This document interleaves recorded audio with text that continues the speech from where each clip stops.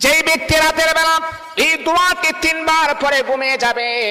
আল্লাহর নবী বিশ্বনবী সাল্লাল্লাহু আলাইহি ওয়াসাল্লাম বলেন, সকাল বেলা যখন আল্লাহ তাআলার বান্দা ফজরের নামাজের মাঝে